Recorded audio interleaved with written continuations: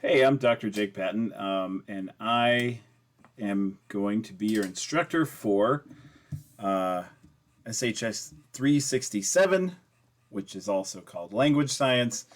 Although it's really just a psycholinguistics course. So if you are not sure what to expect with the title Language Science, but you do know about psycholinguistics, you can expect psycholinguistics.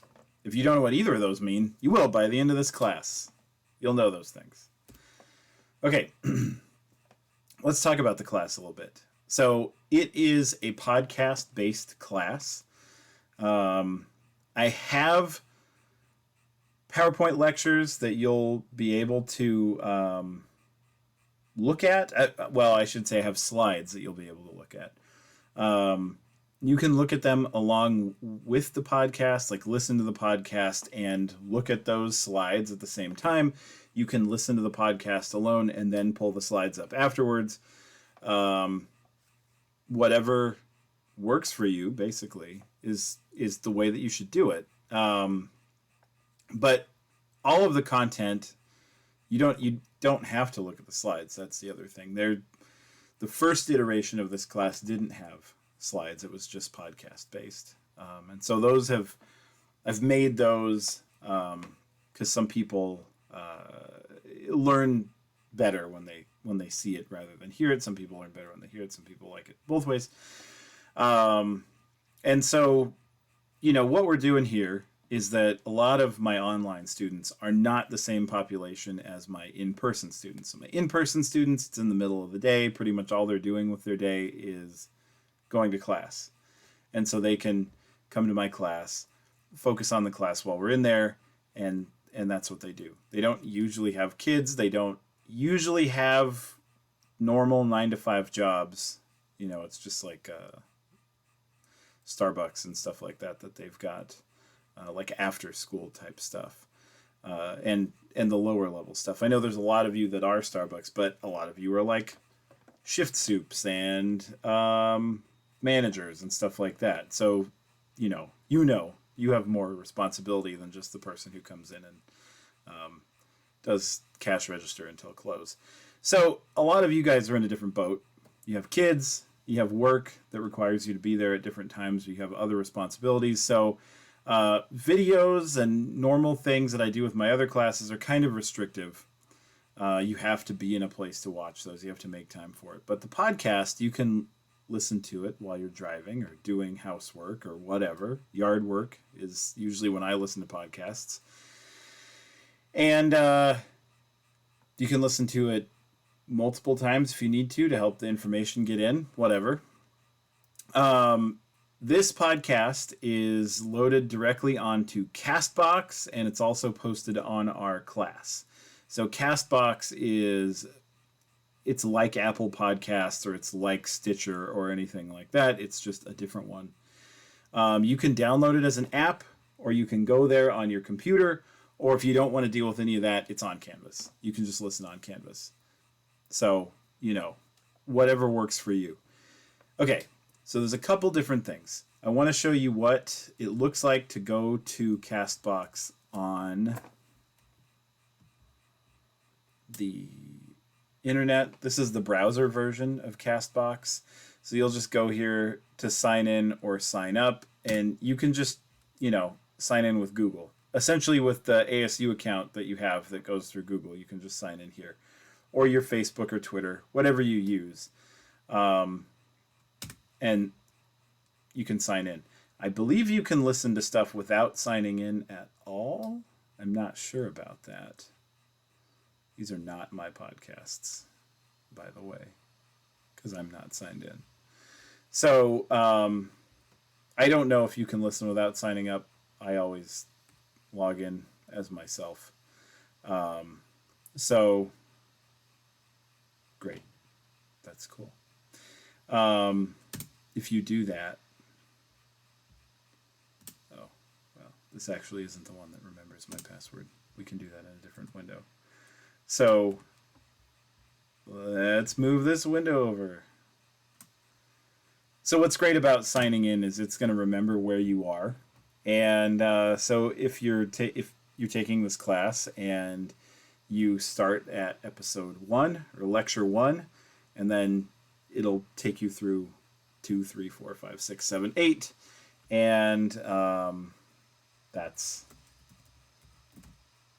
all you have to do, essentially. Oh, it's not castbox.com. It's castbox.fm. Yeah, this looks correct. Low bandwidth today, so it looks ugly. So it is really easy to sign in on your desktop, but I mean, if you're on the go, you're not really going to want to sign in on your desktop, right? Because nobody has their computer open in the car or while you're doing like cooking dinner or something like that, right? I mean, I guess you could have your computer open while you're cooking dinner, but not in the car. So, and then, all right, now that we're logged in, you can go here. You can go to what you're subscribed to. So you can subscribe to The Psycholinguist. And this will just show where all of your podcasts are here. These are things I listen to. This Old House, Spy Things, Serial Killer Stuff. You know, your typical junk. So, anyway, I am subscribed to my own podcast because I'm like a diva like that, I guess. So the Psycholinguist is right here. You can click on this. I'm already subscribed to it, so I think you usually can subscribe right here. Since I'm already subscribed to it, I can't show you that. Go away, ad. Anyway, you get the picture. From here on out, it's pretty much like everything you've ever done before. You can subscribe. Here's all the lectures. Awesome. Okay, so let's go back to our slideshow because there's something else I need to show you, which is if you're doing it as an app, it's a little trickier as an app. It's not tricky to use. It's tricky when you first download it to your phone because it's going to look like you have to pay for something, and you don't. I mean, I do not. The reason I chose CastBox is because none of us have to pay. I don't have to pay to put it on there. You don't have to pay to get it.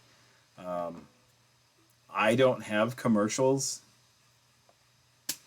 so you don't have to pay. You don't have to listen to commercials. The first thing that's going to happen when you download your app is you're going to see this. What they want you to do is like subscribe to some podcasts that are popular. You don't have to do that. Just uncheck all the ones unless you like them. I mean, go ahead and subscribe to them if you think that they sound good. But if they don't, then just uncheck them. Then you can click continue. Then they're going to want you to log in. You don't have to do that right off the bat, or I guess ever. So you can say not now, or you can do it with Facebook or any other account like your Google account. They'll want you to do this. You don't have to. There's this not now that you can click on. You don't have to set up all this offline listening stuff. And then here's the one that always pisses me off, because they get you looking down here at the bottom of the screen. Continue. Log in or not now. Do this one, not now. And then you have $3.99 a month, $7.99 for 3 months, and 3 days free trial. It looks like the only thing you can really choose to do this for free is 3 days free trial. No, that's not true. There's an X up here. Click the X. Don't pay for this. I mean, if you want to pay for it, you can. I don't care. But I do care that you don't have to pay for it. You shouldn't be forced to pay for things. This is not like a textbook subscription or anything like that, right? We have a textbook, which is only $11, so that's nice. Anyway, click this X. Don't subscribe if you don't want to. And I would say if you're not on here already, like use the class, see how you like it before you do any subscribing. Anyway, you don't need to pay for it. If it seems like you need to pay for it, email me. I'll help you figure out how to get in there for free. Okay, let's talk about me. Hooray! This usually goes over more positively when I'm in person because all of my students are like usually from Arizona. And I know most of you are not. So you will be like, I don't even know what a mesa is. It's a table? So anyway, I was born in Mesa, and which is a city here, close to ASU. Then I graduated from Hamilton, which is in Chandler, which is another city that's close to ASU. And then I went to Arizona State University for my bachelor's degree, my master's degree, and my PhD. My PhD was in cognitive science, which is sometimes also called cognitive psychology. And it's an interesting branch of psychology because it combines psychology with biology, with physics, with math, with statistics, and all these things. And and neuroscience. It also combines neuroscience. And so it's a really like hard scientific look at humans and what they do. It's not at all what you typically think of as psychology. There's no clinical psychology, there's no social psychology. Nobody's doing any of that kind of stuff. It's actually more like we're looking at what do people hear when we play different frequencies and couple them with changes in intensity? Or what do people see when we show them something that's printed in this color in a certain color light? And does that change reliably? So you can see how it's much more scientific. And when we talk about auditory stuff, it's actually very similar to what happens in speech and hearing. In fact, here at ASU, some of the main scientists that we had for a while were cognitive scientists, cognitive psychologists, who came over to speech and hearing to focus specifically on hearing. So like Bill Yost, Michael Dorman, Tomoko Azuma, they're all originally cognitive scientists. And me. Okay, so I'm also a runner. Really enjoy running. This was taken right before the pandemic when I could still go to like running events. This is one of those like obstacle ones. It was really an excellent day. It was really cool. We ate pizza afterwards because why not? So I originally started out as an actor at ASU, and then I worked at the campus radio station. So what I did when I wasn't acting, like you have to do another thing while you're not acting in the film program, and I focused on audio stuff. Then I went to like making sure the sound was good and all the Foley art and stuff like that. I went to the campus radio station here, and I was the production director. Essentially what that means is all the sound things that you hear, like all the commercials, putting the commercials together, making everything sound good. Everything that isn't music and the host, that's production. And so then after that, I changed my major again because I didn't think I was going to make any money doing either of those. So I changed it to English literature and decided I wasn't going to make any money doing that either. So then I got a PhD. I applied for a graduate degree in cognitive science. And I ended up getting a Bachelor of Science also instead of a Bachelor of Fine Arts or whatever. So that totally changed everything. Then I got into statistics. Statistics is like a drug. It's amazing. And math. I don't know. Never knew that I was so into math until I did. And then I was. So let's talk about some of my research. This is really cool. And I talk about this research in all of my classes. If you've had a class with me, you've probably seen me talk about this before, so you can skip this. But if you haven't taken a class with me yet, this I think is the class that my research most closely makes sense with. It most closely aligns with psycholinguistics, with language science. So, swear words. What you're looking at on the right side of the screen here. Oh, my face is in front of it. What the heck? Okay, there we go. Yeah, okay, that works. Okay, so what you're looking at on the right side of the screen here, right next to me here, is this is a graph showing the proportion of usage of different vowel phonemes in swear words, those are the dark bars, and just regular American words, those are the light bars. So you can see that for a lot of these, there's not a whole lot of difference. And then with others, there is quite a bit of difference. So you can see that E, right here, swear words don't use E very often, whereas just random words, random non-swear words, do tend to use E quite a bit. You can see that the phoneme is used a lot in swear words, and not really a lot in just random, regular, everyday American words. It looks like it's used a little bit more in swear words. I'm sure you can think of a couple great words that have in them, but this error bar here shows there's not really a significant difference for and which again, you can think of quite a few words that have an in them. Is an interesting one because in this case we are combining the schwa, and the together. If you break this out into a stressed the actual phoneme, and unstressed schwa, it looks a lot different. The stressed shows up a lot more in swear words than it does in just regular words. And then the unstressed the schwa, shows up a lot more in random words and not very often in swear words. So if we broke those out, we would actually see a bit of a difference there. And so essentially what we can say is that and are used much more, statistically more often in swear words than they are in regular words. And then two phonemes, E and U, and also O, are used, and are used a lot less frequently in swear words than they are in regular American words. And there's a story that goes along with that. We're going to talk about it later in this class. So I'm not going to give it away yet. Although this should be published this semester while you're taking this class. So if you get antsy and you can't wait, then go read this paper.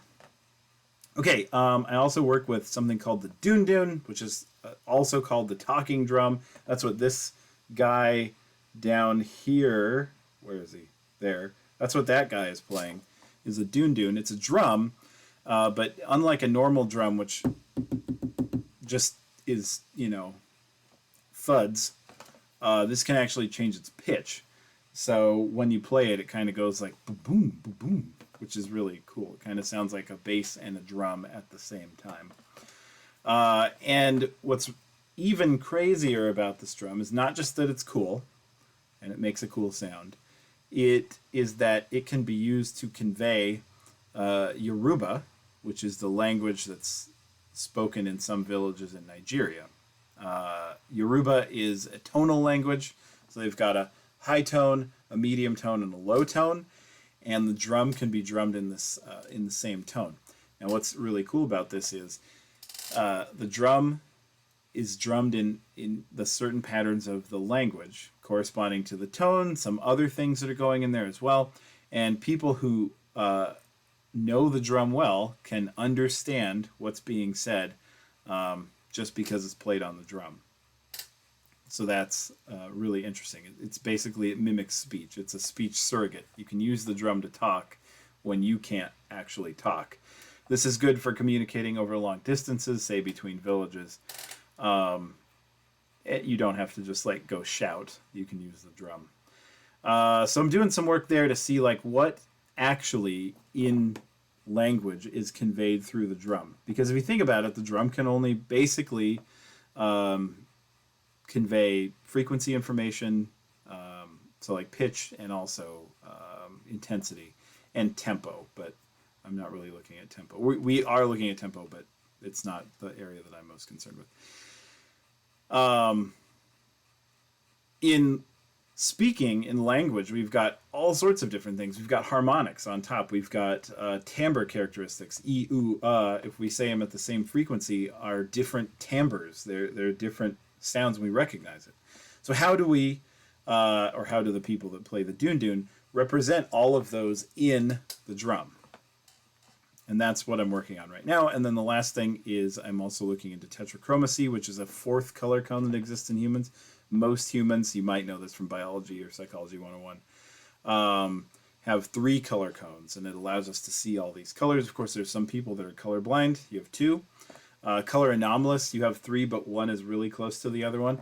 And there are a really small subset of people, most of them are women, who have 4 cones, There are 4 identified right now, and I'm working with 3 of them.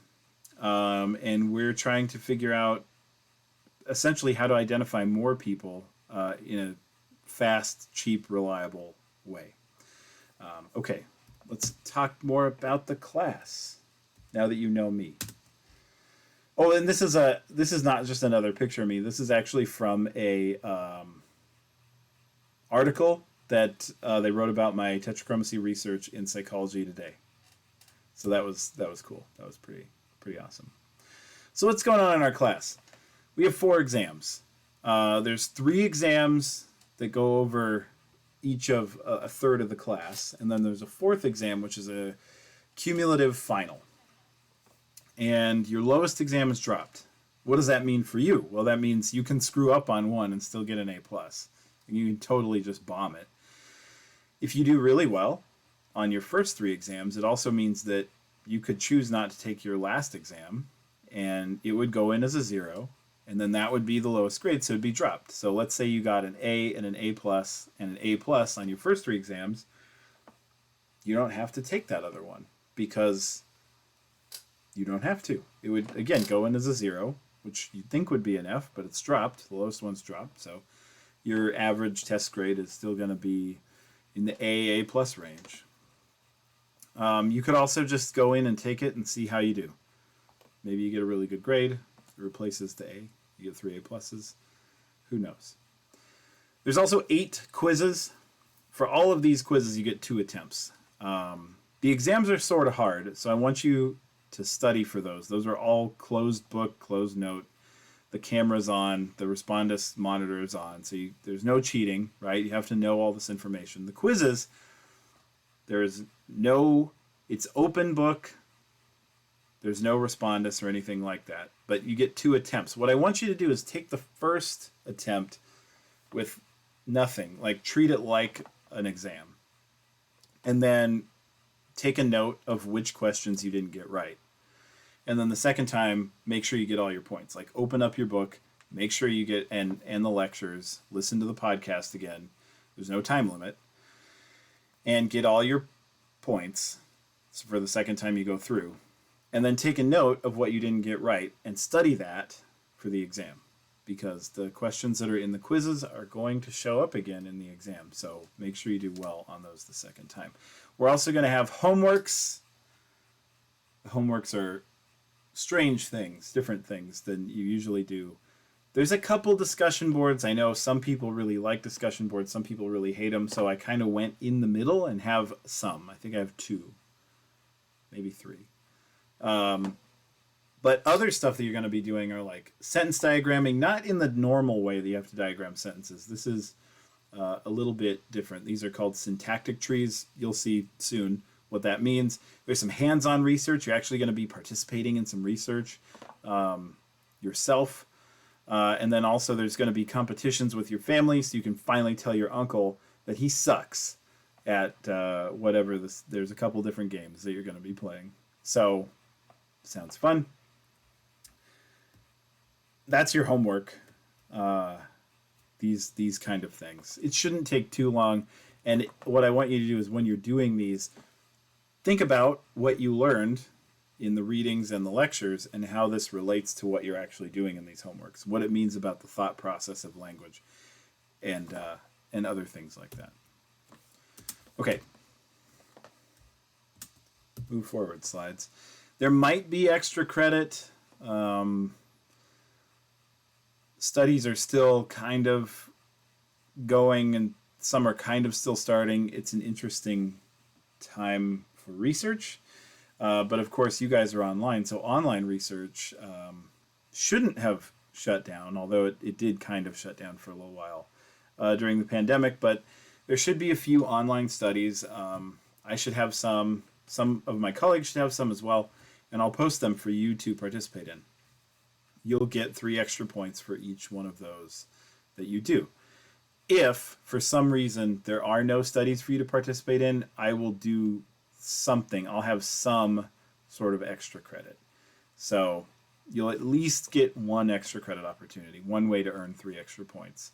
And you might have 2 or possibly 3, depending on how the semester works out research-wise. Let's talk about the DRC and SAILS really quickly. SAILS is what the DRC has changed its name to. The DRC used to stand for the Disability Resource Center. I don't know what SAILS stands for. Student Accommodation, and then 3 other letters, I think. Service might be the end. Anyway, essentially, from DRC, Disability Resource Center, it's for accommodations of any sort of disability or something like that. So it works in person or digitally. If you're here, you can go in person, but if you're here and you don't want to go in, they can meet with you digitally. If you're not here in Arizona, you can meet with them digitally.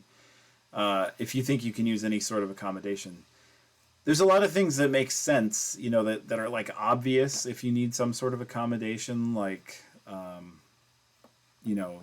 you broke a leg, they can take you around if you're here again, or anything like that. Or like, let's say you have you need a TTD device, or any sort of captions or something like that. That's another obvious thing, and you should definitely talk to SAILS about that.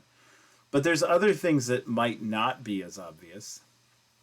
So there's always somebody every semester that I talk about this with, and they end up going to SAILS and getting tested, and there is something there. So there's things like dyslexia, there's test anxiety, there's auditory processing disorder, all these things that aren't as obvious as some disorders or disabilities, but do stand in the way of learning and doing well in college at the university. And it shouldn't stand in the way of doing well, because if I'm giving you a test and what I'm measuring is your dyslexia, that doesn't really measure your knowledge. If what I'm measuring is your test anxiety, it doesn't tell me anything about what you learned from my lectures or the book. So that shouldn't really stand in the way. If you're not sure that you have these things, but you feel like maybe there's something going on, if learning sounds easier to other people than it does to you, talk to SAILS. There are tests that they can give you. You can see if maybe you have undiagnosed dyslexia, or if you qualify for test anxiety, you might have auditory processing disorder. All these things, they've got tests for. And if you take the test and you don't qualify, no one will know. Like, literally no one will know. You and the person who administered the test are the only people that'll know that you didn't qualify. So if you're, worried about that, you shouldn't be. It's not like a thing where they're going to be like, oh, you were trying to pull a fast one on us. No, they don't think you're doing that. And if you do qualify, it could certainly mean the difference, for your career eventually and for graduating with good grades. I did have a student who had kind of a mild case of dyslexia that just was never diagnosed, and he was talking to his friends, and he's like, oh, it's always hard to read, like you have to take so long to read. And his friends were like, no, that doesn't seem right.